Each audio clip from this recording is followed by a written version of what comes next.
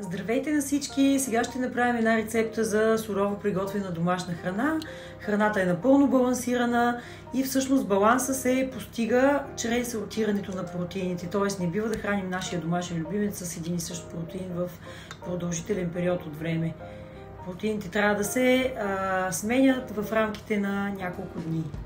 И така се добива баланс. Нека я направим.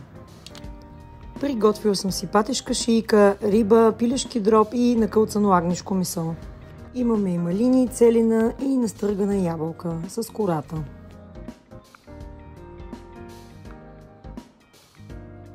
Агнешкото, рибата и месото от патешката шийка осигуряват пълноценен протеин, желязо, цинк, Б-витамин, таурин и полезни мазнини, включително омега-3 от рибата. От патешката шийка е добре усвояема, подходяща за набавяне на необходимото количество калций и фосфор. Количеството е достатъчно, за да покрие нуждите от калций.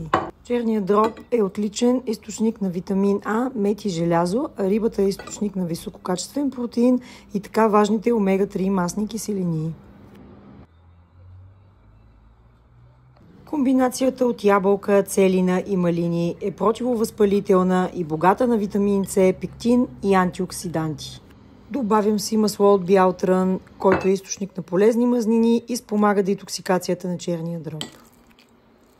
Бързо, лесно, балансирано и здравословно.